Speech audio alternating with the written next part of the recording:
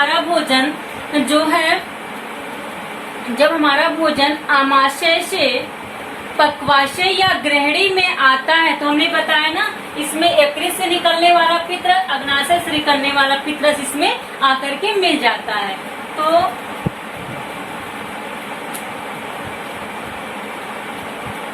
इसको मैं डायग्राम के माध्यम से बताती हूँ। लीवर और इसमें हो जाएगा पैंक्रियास।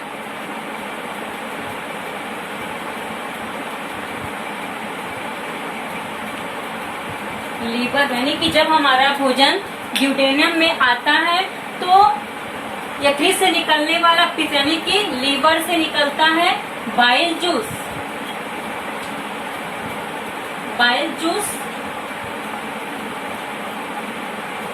और इसमें से निकलता है,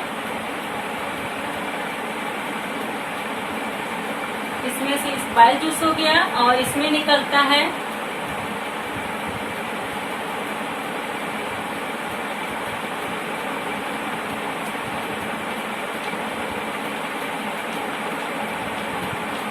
अग्नाशयिक रस, यानी कि जो है लीवर यानी बाइल जूस, ये जो होता है इसमें, इसको हम हिंदी में बोलते हैं पित्त रस। इसका मुख्य कार्य क्या होता है? पित्त रस क्या करता है? यह हमारे भोजन यानी कि जो है पित्त रस हमारे भोजन के साथ आए हानिकारक जीवाणुओं को नष्ट करने का कार्य करता है तथा हमारे भोजन को अम्लीय से क्षारी कर देता है। और जो है जिससे जब तक हमारा भोजन अम्लीय से क्षारी नहीं होगा तब तक जो है अग्नाशयिक रस क्रियाशील नहीं हो पाएगा। अग्नाशयिक रस को क्रियाशील रखने के लिए जो है भोजन का अम्लीय से क्षारी में परिवर्तित होना आवश्यक होता है। तो बाइल जूस यानी कि पित्त रस जो है प्रोड्यूस करता है लीवर, और इसका मुख्य कार्य क्या होता है? इसका मुख्य कार्य होता है यह है, यानी इसका मुख्य कार्य यानी कि जो हम भोजन में जो वसा ग्रहण करते हैं, इसका मुख्य कार्य वसा के जो ये बड़े बड़े अणु होते हैं, वसा के जो बड़े बड़े अणु होते हैं, उन अणुओं को छोटे छोटे अणुओं में परिवर्तित कर देता है। यानी कि छोटे छोटे अणुओं में परिवर्तित करने का तो कोई मतलब हुआ नहीं, लेकिन जो है जब तक जो है वसा बड़े बड़े अणु से छोटे छोटे अणु में परिवर्तित नहीं होगा तब तक हमारे वसा का पाचन नहीं हो पाएगा। और वसा का बड़े बड़े अणुओं से छोटे छोटे अणुओं में परिवर्तित होना जो है उसे हम कहते हैं इमल्सिफिकेशन की क्रिया, इमल्सीकरण, इसको हम बोलते हैं इमल्सीकरण।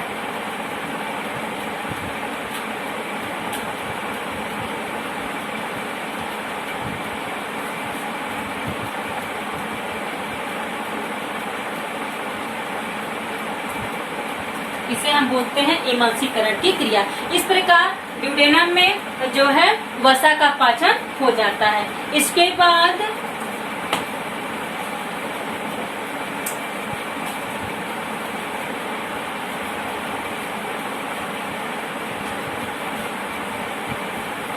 पैनक्रियास से पैनक्रियाटिक ग्लैंड्स निकलते हैं, और यह जो होती हैं,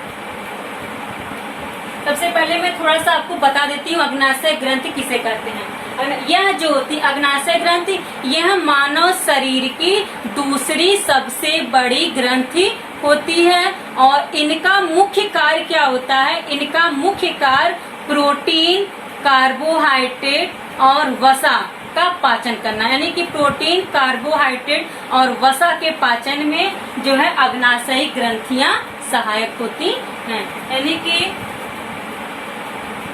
इसमें जो है 3 प्रकार के एंजाइम पाए जाते हैं। पहला है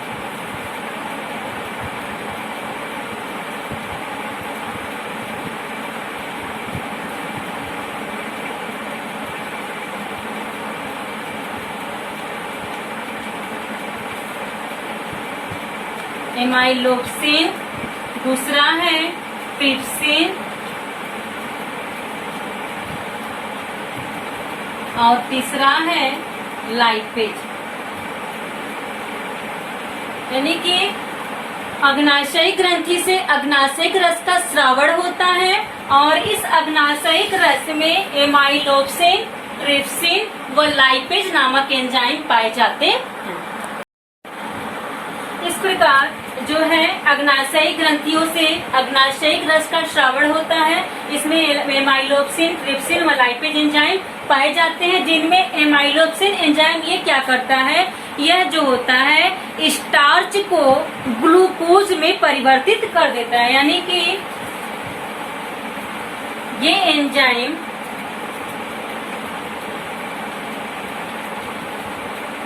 स्टार्च को ग्लूकोज में परिवर्तित कर देता है।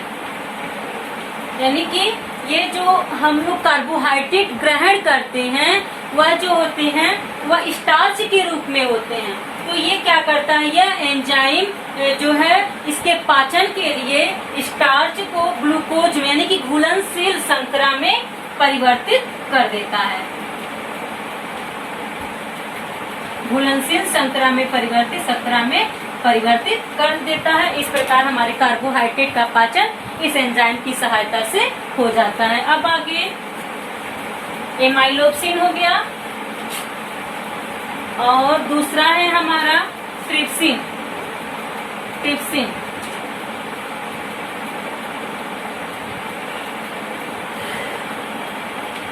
ये ट्रिप्सिन एंजाइम ये क्या करता है, यह प्रोटीन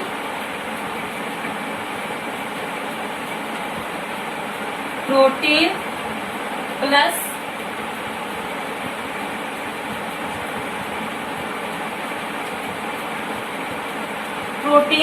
पेप्टोन को एमिनो एसिड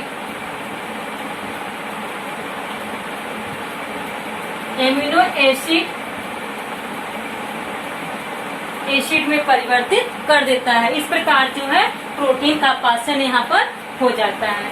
उसके बाद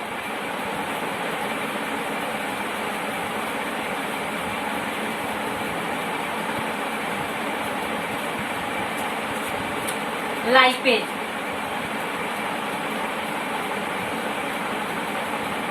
यह जो है लाइपेज एंजाइम जो होता है यह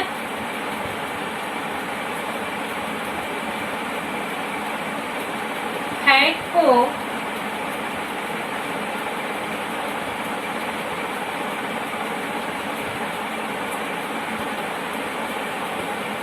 ग्लिसरॉल प्लस फैटी एसिड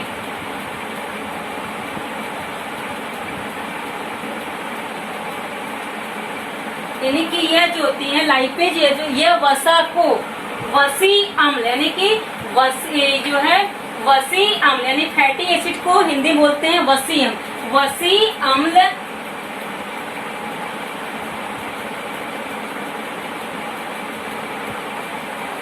वसी अम्ल तथा ग्लिसरॉल में परिवर्तित कर देता है। वसी अम्ल तथा ग्लिसरॉल परिवर्तित कर देता है। इस प्रकार जो है छोटी आंत में ड्यूडेनम पार्ट में इतना जो है भोजन का पाचन यानी कि प्रोटीन का पाचन, कार्बोहाइड्रेट का पाचन और वसा का पाचन हो जाता है। और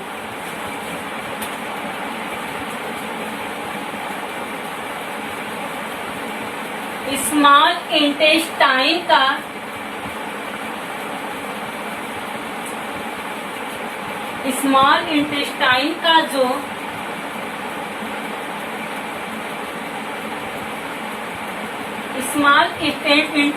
का जो इलियम पार्ट्स होता है, यह जो होता है आहार छोटी आंत का शेष भाग जो होता है यह इलियम कहलाता है। और इलियम में आंतरस प्रोड्यूस होता है। इलियम में आंतरस प्रोड्यूस होता है और इस आंतरस में विभिन्न प्रकार के एंजाइम्स पाए जाते हैं जो हमारे भोजन का पाचन एवं अवशोषण करते हैं। यानी कि जो इलियम पार्ट्स में जो है भोजन का पूर्ण रूप से पाचन एवं अवशोषण हो जाता है। यानी कि अन्य पाठ में मैंने बताया कि सबसे पहले कार्बोहाइड्रेट का पाचन हमारे मुख गुहा में होता है, मुख में। उसके बाद फिर हम कार्बोहाइड्रेट का पाचन जो होता है वह ये पैंक्रियाज वगैरह में होता है।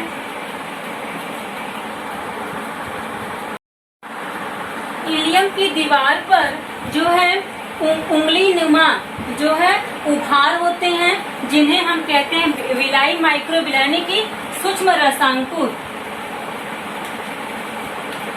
सूक्ष्म रसांकुर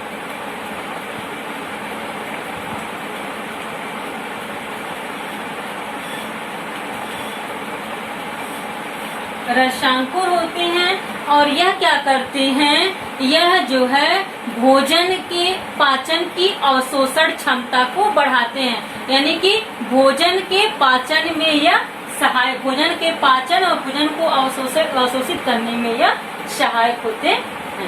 इस प्रकार जो छोटी आंत में जो जेजुनम पार्ट होता है, इसका पाचन क्रिया में कोई योगदान नहीं होता, इसलिए मैं उसको अगले पार्ट में आपको, अगले वीडियो में आपको बताऊंगी इसके बारे में। अब इस प्रकार जो है छोटी आंत में भोजन का पाचन एवं अवशोषण हो जाता है। और जो है छोटी आंत के बाद हमारा भोजन जो है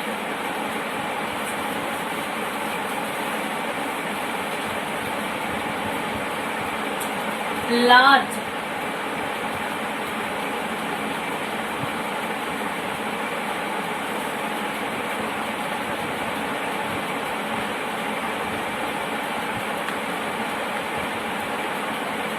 छोटी आंत के बाद हमारा भोजन जो है लार्ज इंटेस्टाइन यानी कि बड़ी आंत में पहुंचता है।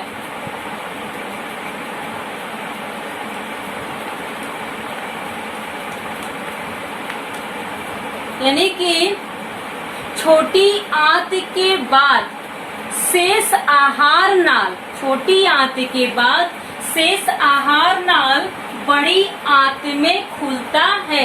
यह जो है बढ़िया, यह लंबाई में छोटी आंत से छोटी, बड़ी आंत जो होती है लंबाई में छोटी आंत से छोटी किंतु उनसे अधिक चौड़ी होती है, छोटी आंत से अधिक चौड़ी होती है। इनके भी 3 पार्ट्स होते हैं।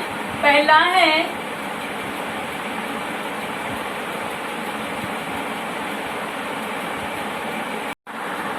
इलियम की दीवार पर जो है उंगली नुमा जो है उभार होते हैं, जिन्हें हम कहते हैं विलाई माइक्रोविलाई, यानी कि सूक्ष्म रसांकुर।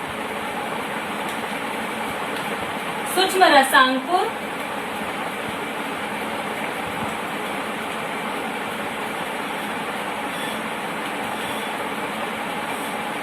रसांकुर होते हैं। और यह क्या करते हैं, यह जो है भोजन के पाचन की अवशोषण क्षमता को बढ़ाते हैं। यानी कि भोजन के पाचन में यह सहायक, भोजन के पाचन और भोजन को अवशोषित करने में यह सहायक होते हैं। इस प्रकार जो छोटी आंत में जो जेजुनम पार्ट होता है, इसका पाचन क्रिया में कोई योगदान नहीं होता, इसलिए मैं उसको अगले पार्ट में आपको, अगले वीडियो में आपको बताऊंगी इसके बारे में। अब इस प्रकार जो है छोटी आंत में भोजन का पाचन एवं अवशोषण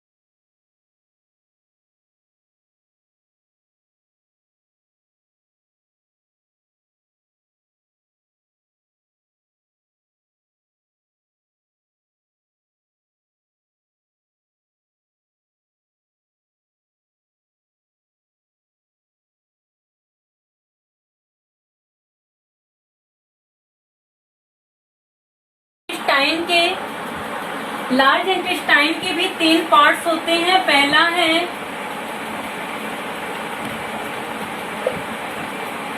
दूसरा है और तीसरा है रेक्टम,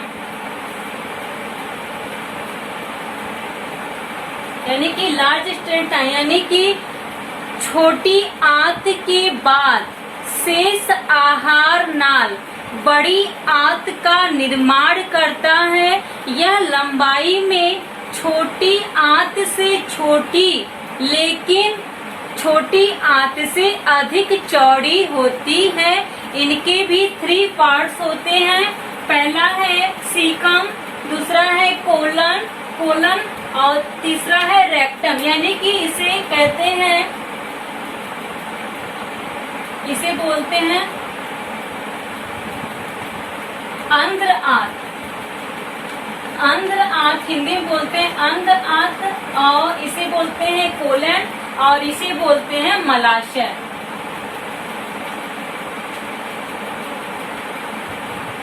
ये जो सीकम पार्ट्स होता है यह 6 सेंटीमीटर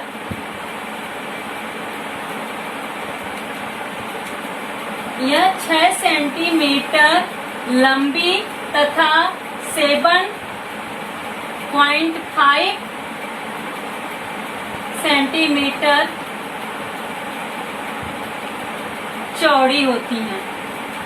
यानी कि सीकम का जो पार्ट्स है यह 6 सेंटीमीटर लंबी तथा 7.5 सेंटीमीटर चौड़ी थैली की संरचना यानी थैली की तरह संरचना होती है और इसमें 9 सेंटीमीटर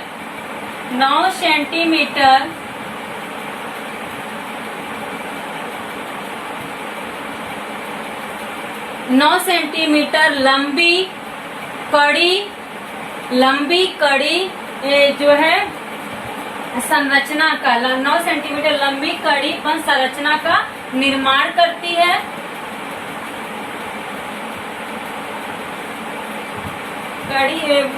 संरचना का निर्माण करती है और यह क्या करते हैं, इन्हें हम बोलते हैं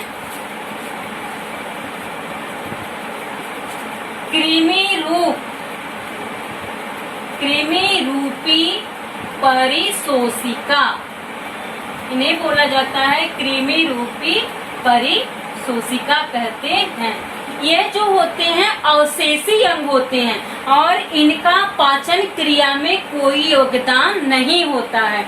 यानी कि इसमें जो होती हैं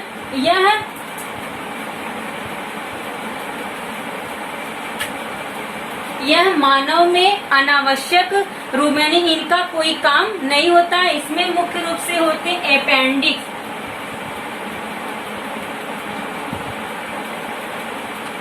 इसमें जो मुख्य रूप से होते हैं अपेंडिक्स, यानी कि जब कभी जो है यह संक्रमित हो